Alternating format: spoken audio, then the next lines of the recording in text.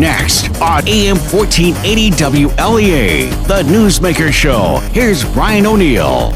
Always glad to have with us on a Tuesday, Dr. Gary Ostrower, Alfred University history professor. Dr. Ostrower, thanks for calling in. Well, thanks for having me on the program today. Well, we should start off with the top story, which is the Brett Kavanaugh situation. Well, I thought that Kavanaugh was in. I thought that it was kind of all over. And then, of course, there have been these charges by a woman by the name of Ford, Christine Ford, that I believe it was 36 years ago, Kavanaugh more or less attacked her when I think she was 15 years old at the time. She was in high school. Kavanaugh, I don't know whether he was in high school or whether he was in college. Allegedly, he was very, very drunk, and what he did was, well, let's say inexcusable. So now that that information is out, apparently it was provided back in July, I think the very, very end of July, July 31st, to the office, I believe, of Senator Feinstein of California, and it has now been released, and all of a sudden it's not absolutely clear that Kavanaugh is going to be confirmed. So, you know, we got to be a little bit patient about this. But the allegations kind of remind me of what happened with Anita Hill back in 1991 when Clarence Thomas had been nominated by President George Bush I for the Supreme Court. And we may have some kind of interesting hearings on next Monday, if I'm not mistaken, when both Kavanaugh and Ford will once again appear before the Senate committee, the Senate Judiciary Committee. You know, Dr. Ostrower, a lot of people are asking the question, why would Feinstein not have reported this early on as soon as she got the letter? Did you have any thoughts on that? Sure. I think that she had to figure out whether or not there's something to this or not. If it was a false allegation, if it was a frivolous kind of charge, Feinstein was going to sit on it. I mean, she certainly wasn't going to go forward. So I think that her office did some, pretty serious investigation to discover that ultimately that Ford is a very credible witness, and consequently they eventually provided this information. Now it may be more complicated than that, because I'm not exactly sure at what point Feinstein intended to go public, if she intended to go public at all. But of course the information comes fairly late in this whole process. Well, what I find interesting about this is that, I mentioned Anita Hill, and for, listeners who may not know who I'm talking about a young black lawyer female, who accused Clarence Thomas during his confirmation hearings to the Supreme Court that he had been sexually inappropriate with her. The Judiciary Committee of the Senate eventually had to consider all of this, and the Republican majority on the Judiciary Committee ultimately dismissed Anita Hill's charges, and Clarence Thomas was approved by the committee and then eventually by the full Senate by a relatively close vote, 52-48, I believe, as he was confirmed as a Supreme Court justice. Now, what I find kind of interesting is this. When Anita Hill testified before the Senate, all 11 Republican members of the Senate Judiciary Committee were male, all 11. Today, all 11 Senate Republicans on the Judiciary Committee are still all male. And the fact of the matter is that women sometimes take these charges a good deal more seriously than do men. And I think that there's another parallel between what happened with Anita Hill and with Christine Ford today. What people said, what the critics of Anita Hill said, what the Republican critics of Anita Hill said way back then was that she's a liberal activist. They said that it doesn't matter because it happened many, many years ago. They said there may have been alcohol involved, and therefore we shouldn't take Anita Hill very seriously. The very, very same kinds of charges that are being used to diminish or even to dismiss the seriousness of what this woman Ford is saying. So, I think that women often view men as not taking these charges very seriously. Men, of course, tend to argue that, it did happen many, many years ago, and we shouldn't take it very seriously. So there's a real kind of divide on the subject of gender between the way I think women are going to view all of this and the way in which men may view all of this. By the same token, this is not 1991 any longer. For instance, in 1991, there were only 2 female members of the United States Senate. Today, there are 24. And that increase in number has something to do with the way in which Anita Hill was abused during the 1990s. I was kind of interested on the Newsmaker program just last week when Dr. Heinemann, my colleague, who I have a lot of respect for, said of Anita Hill, no one takes her charges seriously anymore. We all know that she was lying. Well, we all don't know that she was lying. Quite the contrary. I think it's most likely that Anita Hill was telling the truth. And it may turn out to be that, we will believe the same thing about Miss Ford at the end of next week. But, that remains to be seen, and I don't want to prejudge what we're going to hear on Monday. Now, that's what I was about to say. The hearings for that will be coming up on Monday. That's what I was reading online this morning, talking to Dr. Gary Ostrower, Alfred University history professor. Dr. Ostrower, prior to the Clarence Thomas Anita Hill hearings, did accusations like this ever come up for Supreme Court justices or anyone else for that matter? Well, as far as nominees go, did sexual accusations ever get made against nominees in the history of the U.S. Prior to the 1990s with Clarence Thomas? I'm not aware of any, at least for the Supreme Court. There were, of course, accusations against others. There were two nominees way back during the Richard Nixon administration.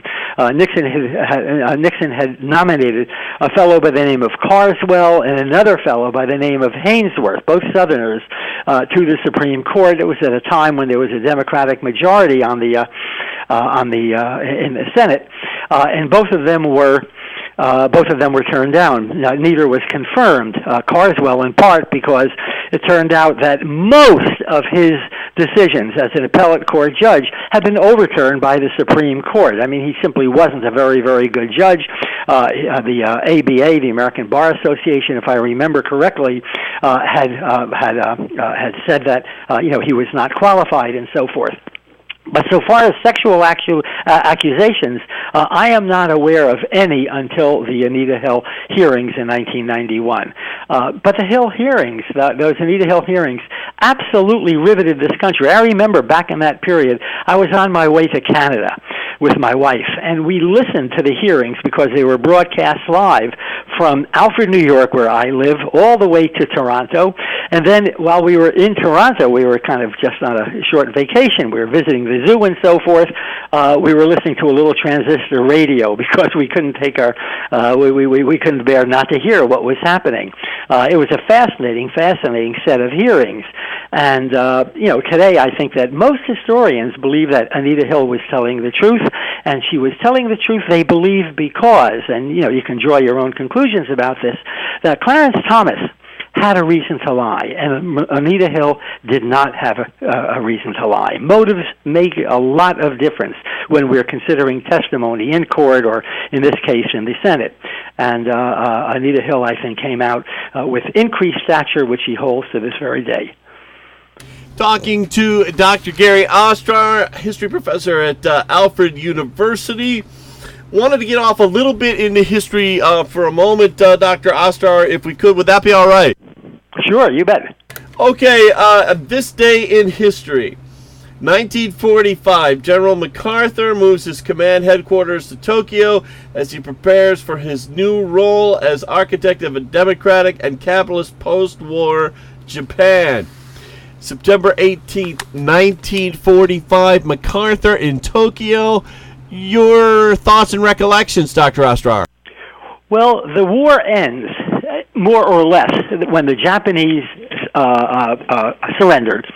They announced their surrender on August 14th, depending on which side of the international date line you happen to be on August 14th or August 15th of 1945.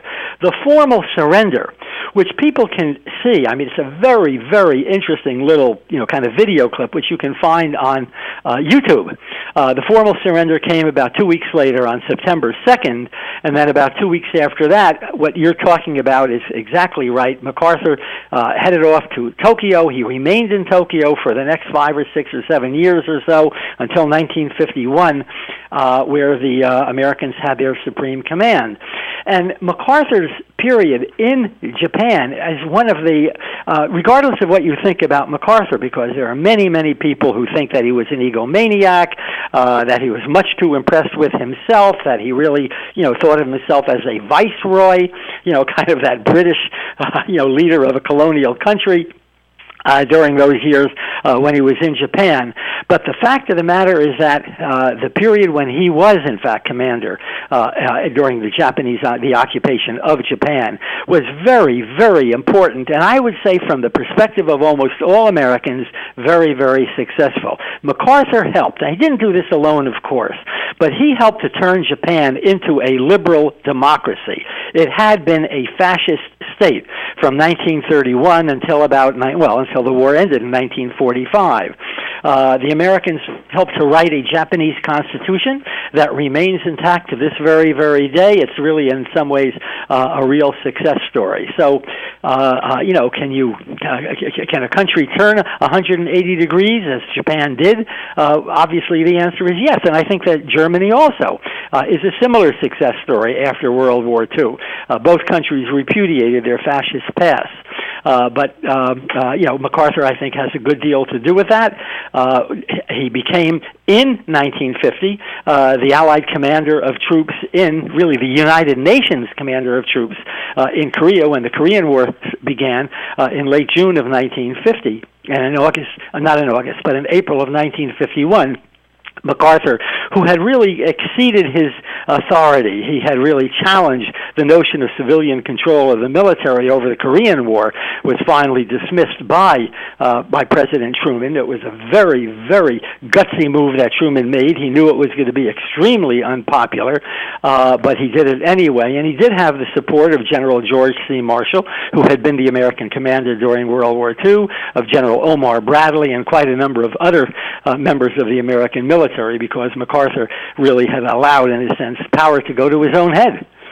We're going to take a quick break. We'll be back in just a moment with Alfred University history professor Dr. Gary Ostrower. St. James Hospital is committed to providing excellent care close to home. That's why we've added 2 new general surgeons, Dr. Brian Watkins and Dr. Adam Bassler. They're both passionate about caring for people in communities like Cornell, and they bring expertise in the latest techniques like minimally invasive surgery. Dr. Brian Watkins and Dr. Adam Bassler, they're helping St. James provide the best care in the best place, close to home. St. James Hospital. Welcome to a healthy new day. Part of UR Medicine. Checking in with our meteorologist, Rob Carolyn, who covers forecasts for a lot of stations. And, yes, we got hit with rain last night, but... right now, Brian, it would be worse north of the Albany area, say around Glens Falls, and then through southern Vermont into southern New Hampshire.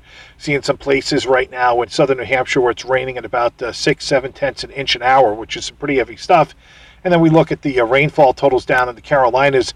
The maximum from Florence that I've seen so far was Swainsboro, North Carolina, a little bit over 33 inches of rain from Florence. Just an incredible amount of rain, more or less 8 months worth of rain here in about 4 days. This morning, relatively quiet across the southern tier. We have had some low clouds, some patchy fog because of the rain we picked up. It looks like we're just going to kind of see leftover cloudiness today.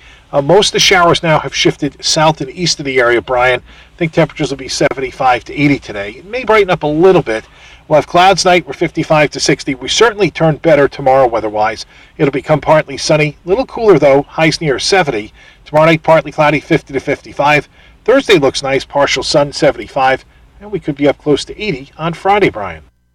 Thank you, Rob. Back with Alfred University history professor Dr. Gary Ostrower. Dr. Ostrower, I did have one more history question before we got back to current events. The idea of rebuilding nations that we defeated in war, did that start with World War II? You see that a lot. these days after wars in all Iraq and Afghanistan. Did that start World War II with Japan and Europe? Well, I think it starts before World War II. I mean, certainly I think it's, you can argue that it starts with the American Civil War. Reconstruction was, in a very literal sense, an attempt on the part of the North to, well, we're using that word, reconstruct the South, but without slavery, of course, in a different racial direction. That didn't last too long because within about 12 years of the end of the Civil War, the North really gave up on Reconstruction. The South then kind of reverted back to a system that included, among other things, white supremacy. So, yeah, there was an attempt, but it wasn't a very successful attempt. But I think that in some ways World War I might be an even better example. For instance, after World War I, there would be something of, in the early 1920s, an economic crisis in Germany. Germany experienced an inflation as a result of, much of the wartime dislocation of its economy. And that inflation meant that a German mark, let's say a pair of shoes might have cost the equivalent of, let's say, 35 German marks in 1922. By 1924, that pair of shoes might cost 2 million, 3 million, 4 million German marks. So the German economy had collapsed. And because the German economy collapsed, it meant that the Germans were not going to be able to pay the wartime reparations, in other words, the cost of the wars that the Allies had imposed on Germany. And because of that, it meant that the Allied countries were not going to be able to pay their loans back to the United States because the European economy, in light of what happened in Germany, was now a mess. And consequently, American banks, through what was initially called the Dawes Plan, named after the Vice President of the United States, and then later on what was called the Young Plan, named after a financier who happened also to be the President at that time of General Electric, the Americans poured millions upon millions, hundreds of millions of dollars into the German economy, and not only the German economy, into the European economy more generally, as a way of propping up the currencies of these different countries. So was that a full-scale reconstruction? I don't think so, but without it, there would have been no reconstruction. Unfortunately, it still did not prevent the Great Depression. In some ways, it actually contributed to the Great Depression, and the result was, in Germany, the rise of Hitler and of fascism and of the Nazi movement that led directly to World War II. So, Reconstruction is not always Reconstruction as we envisage it. The consequences of what we do today are sometimes unknown tomorrow. Interesting point. Dr. Gary Ostrower, our guest today on Newsmaker, seeing that China is saying they're going to put in countermeasures to the U.S. Tariff hike, and there's a lot of different articles online about Trump not being satisfied with the China trade talks. Any thoughts there, Gary? Brian, I had said on a Newsmaker program about 3 or 4 months ago that a tariff war that erupted in 1930, really in 1930, it was the result of the passage of a piece of legislation that we historians know as the Smoot-Hawley Tariff. After the great crash of 1929, the October stock market crash, the economy in the United States was, certainly suffering. That was very true within about a year or so. And consequently, Congress, in order to protect American industries, considered and then approved a tariff that was called the Smoot-Hawley Tariff that raised rates against foreign goods being imported into the United States by about 25 to 40%. It depended on the particular good. 1,021, I believe it was 1,021, economists signed a letter which they published in the New York Times saying that this is a dreadful idea, that it would lead to a trade war, that it would worsen the Depression rather than lift us out of the Depression. And they proved to be exactly right. The Smoot-Hawley Tariff, I have said to generations of college students, was the most stupid single piece of legislation ever passed by the United States Congress. What happened was that initially, of course, it protected American industries, but within 3 or 4 years, it had taken a garden variety recession and turned it into the most catastrophic economic depression in American history.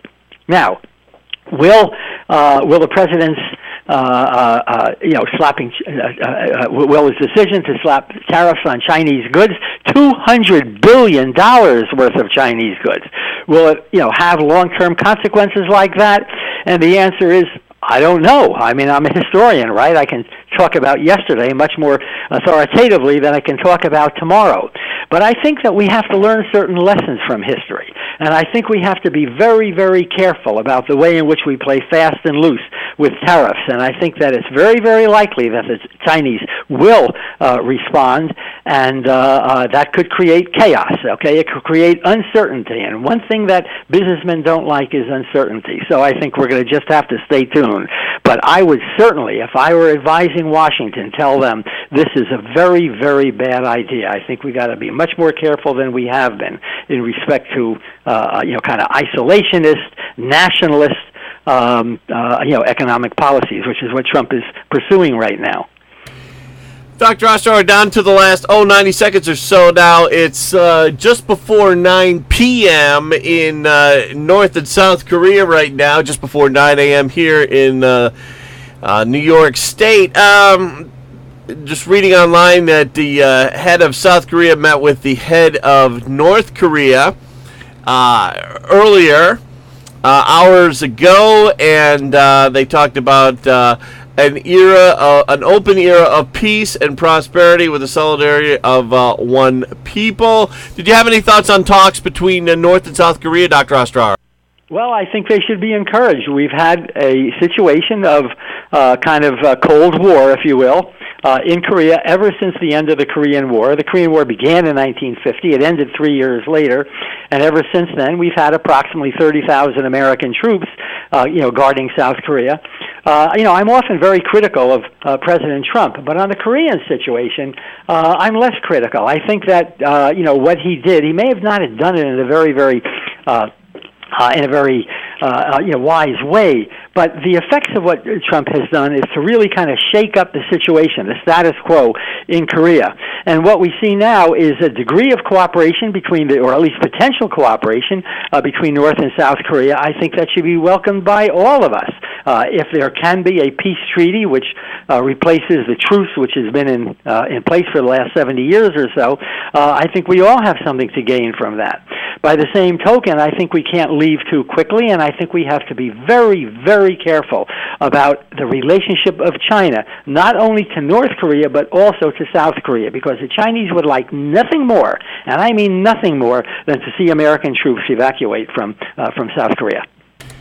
Interesting point. With that, we've got to leave it. Dr. Ostrower, thanks for calling in. Well, thank you very much for having me on the program today.